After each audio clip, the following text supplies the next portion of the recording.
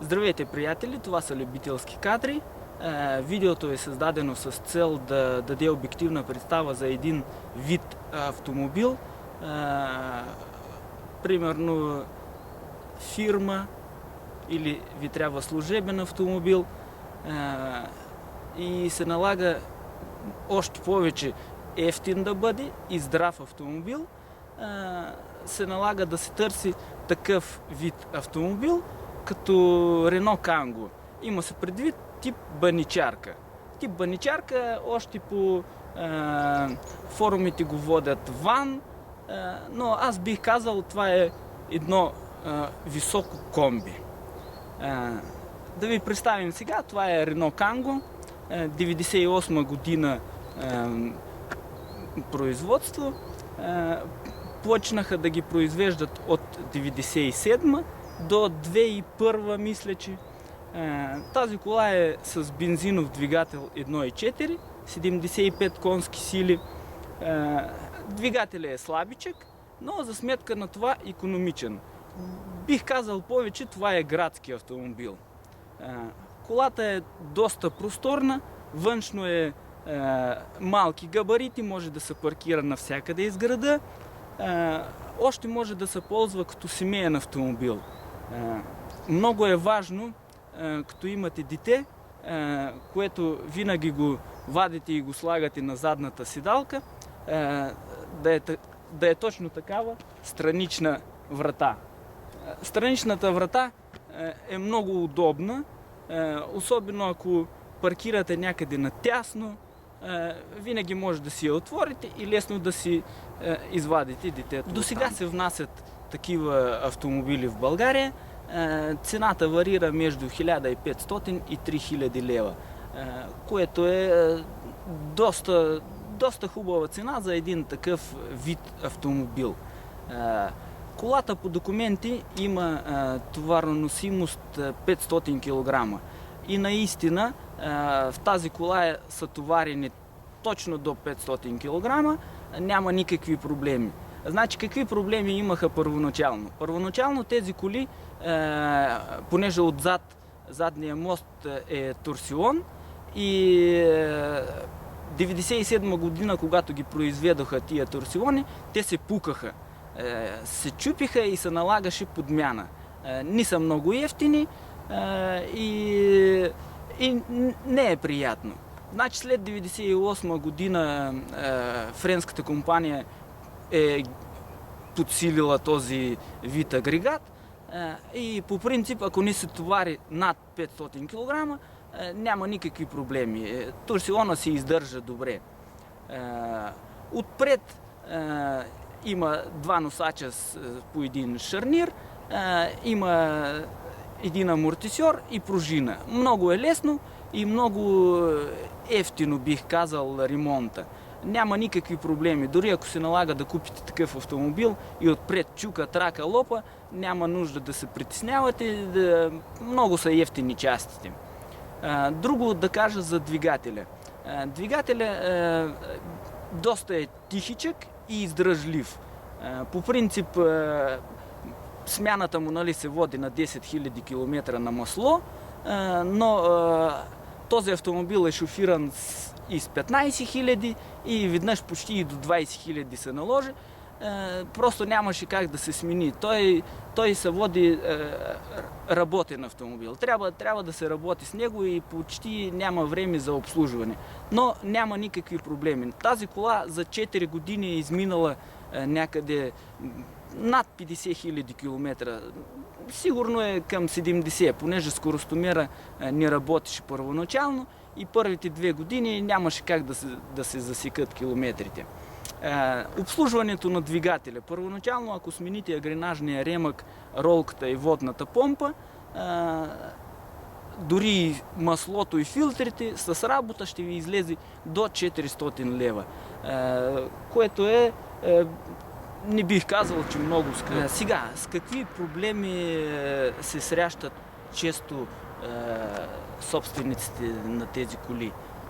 Тази кола беше купена с теч от скоростите.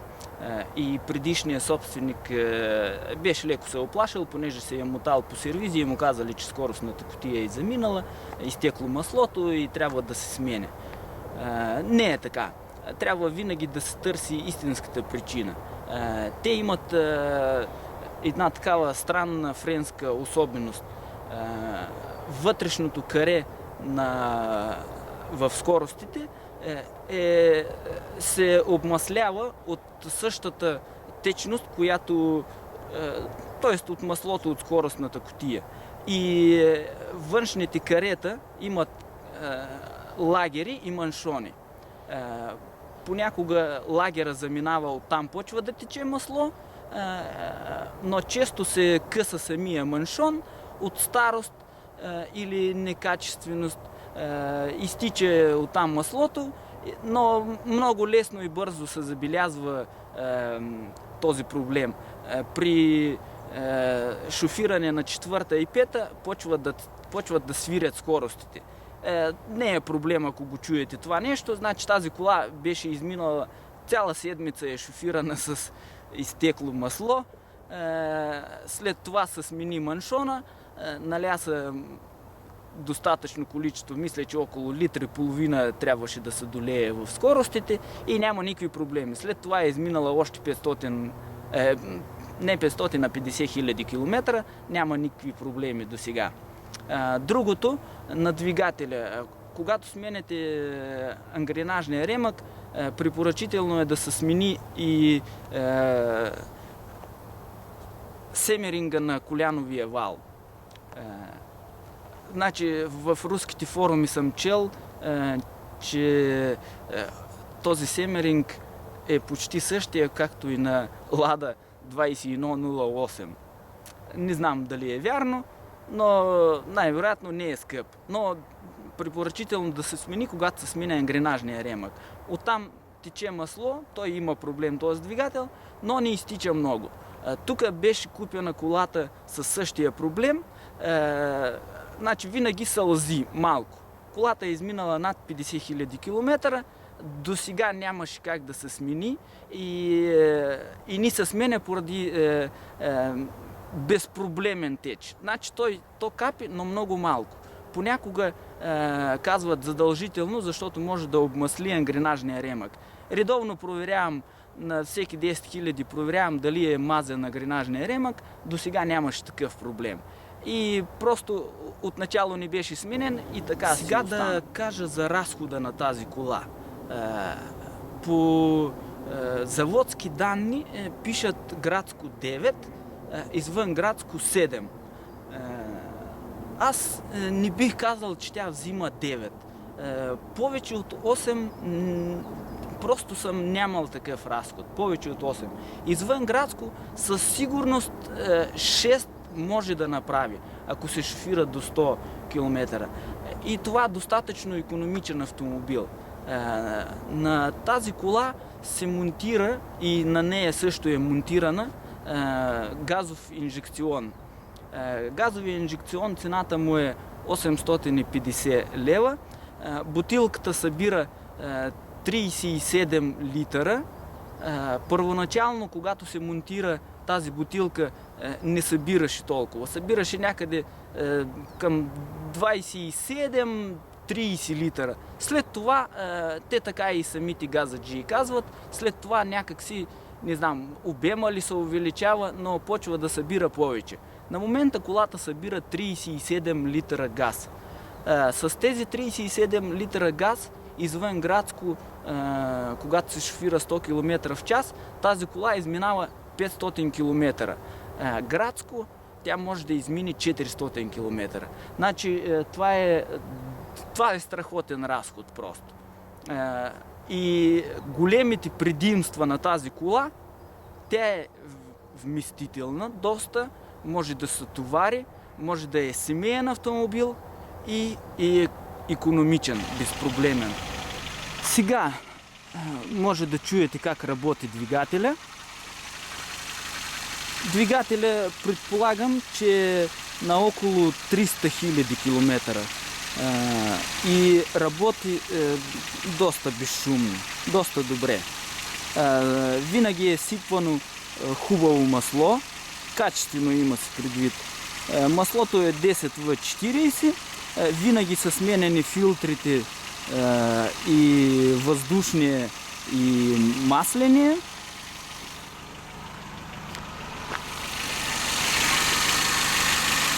Тук се побира газовия инжекцион изпарителя и компютъра. Синя охладителна течност, акумулатора.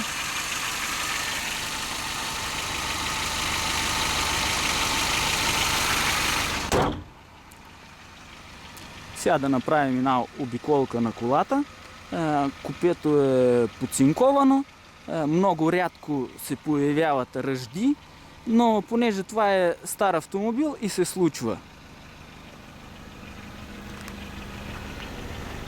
От тази страна няма врата. До 1998 година ни са произвеждали. След 1998 почнаха да произвеждат от двете страни странични врати. Гумите са на 13, на тези автомобили слагат и на 14, евтини гуми.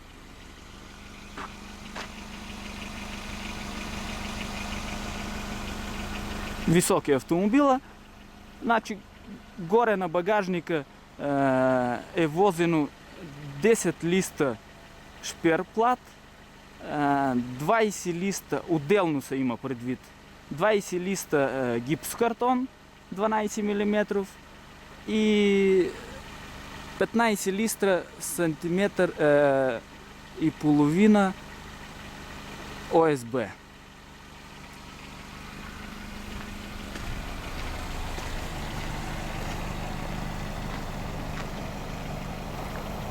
Сега ще ви демонстрирам багажника. Този автомобил е с вдигащ се капак заден. Има ги и с две врати, които настрани, но това е според мен по-добрия вариант, понеже когато се излиза на пикник и се случи дъжд да вали или каквото и да е, тук може да се сложи масичка, отваряш капака и си добре. Сега кората се сваля.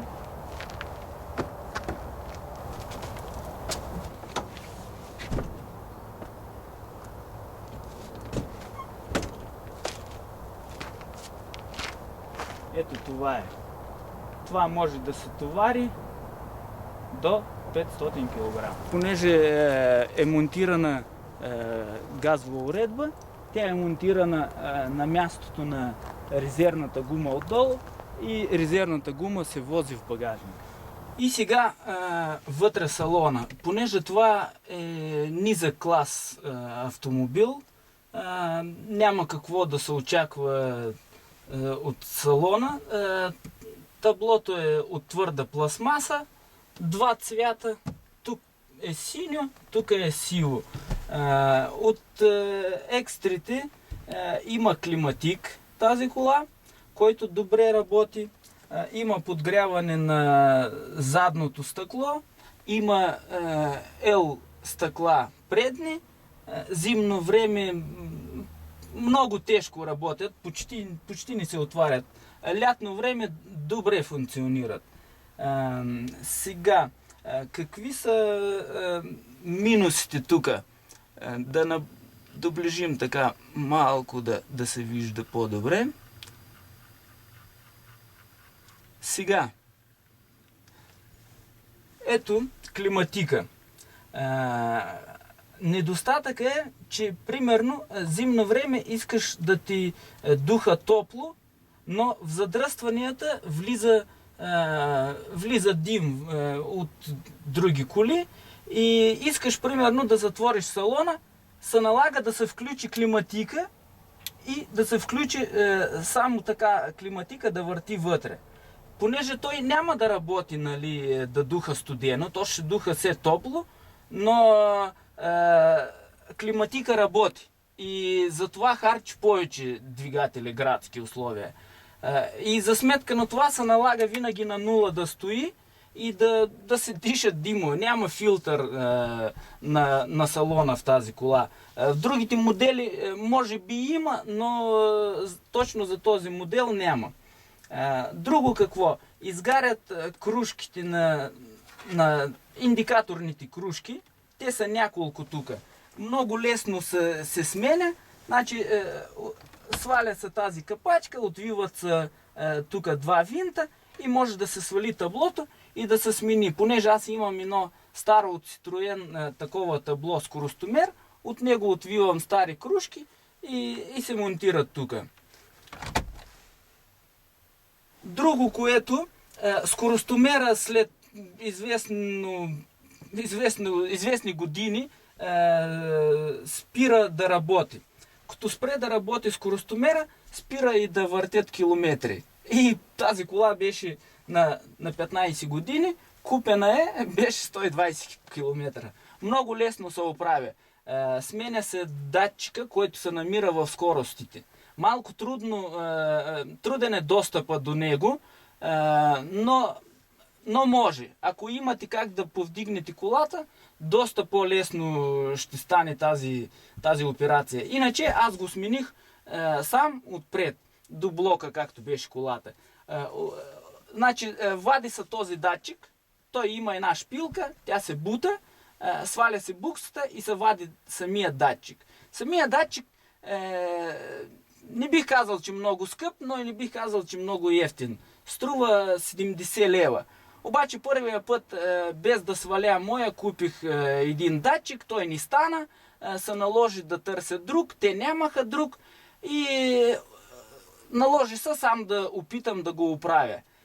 Самия датчик, той е толкова дълга тръбичка, по средата се така, трябва много внимателно да се, той понеже е клипсован, много внимателно с нож може да се отклипсова, вади се вътрешността и има една малка платка, такава мазна платка, тя достатъчно с паялника да се призапоят всички спойки, които са там.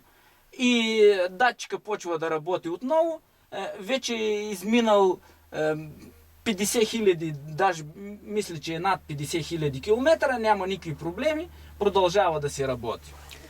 Сега друго, много важно и интересно. Отвън колата изглежда необемиста, такава малка, незабележима кола. Но обаче вътре, когато седне човек, разбира колко е висок тавана и е приятно. Тук от главата ми в момента, аз не съм много висок, но от главата ми до тавана сигурно има 40 см.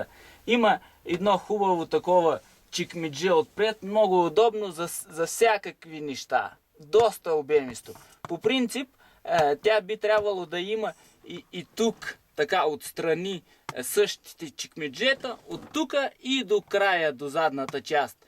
Обаче те са свалени и просто ги няма, не съществуват. Някой ги е свалил. Тук се намират лампите, може да се включва за четене и на пасажира и на водача. И тук е цялостната. И така, сега ще направим един малък тест-драйв. Салона е доста шумен, няма никаква шумоизолация в салона. Но се свиква след време. Да запалим.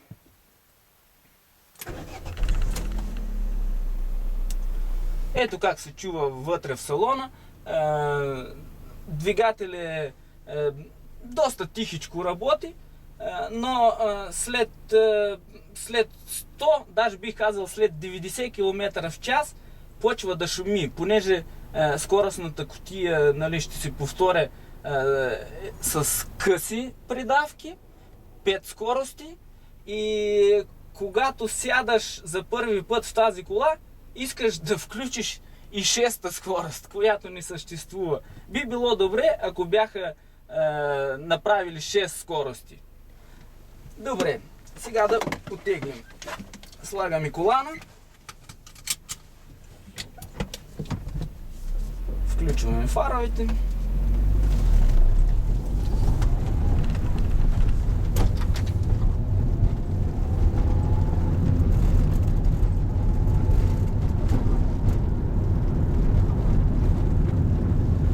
добре се държи колата на пътя. Има хубави спирачки, които обаче когато е сухо само. Когато е сухо, колата спира много добре. Но ако е малко кално, мокро или снежно, трябва много да внимавате. Трябва много леко да се натиска спирачката, защото колелата веднага блокират и тя се хлъзга.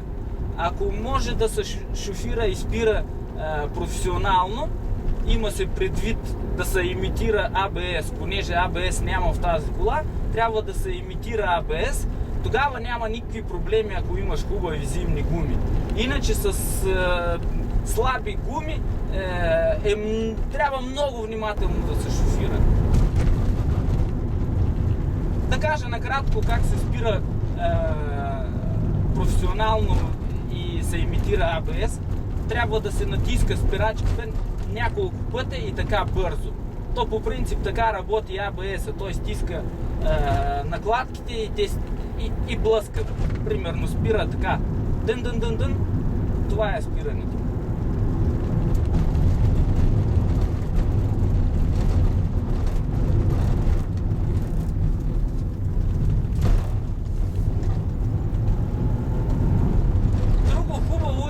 Че са къси придавки и в града може да включиш всякаква скорост, колата пак ще върви. Понякога не знаеш коя е включена, ако не я видиш. И накрая, каква е издръжката годишна на този автомобил?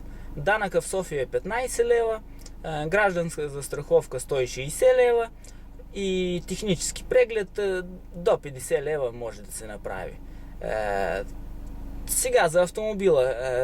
Този автомобил е нисък клас, няма как да се търсят минуси. Аз виждам в него само плюсове. Двигателят е доста издръжлив, безпроблемен и зимата, и лятото. Има климатик, лятно време е много добре. Този автомобил може да се използва както служебен, така и семейен автомобил.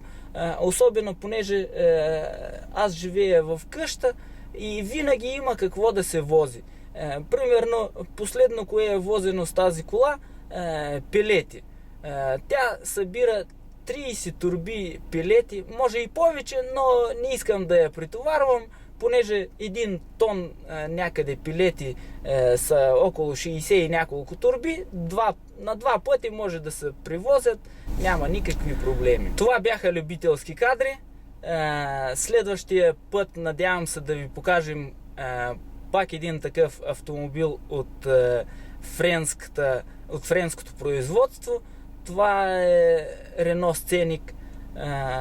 И вие, ако имате автомобил и желаете да бъде показан по този начин, пишете ни. Чао!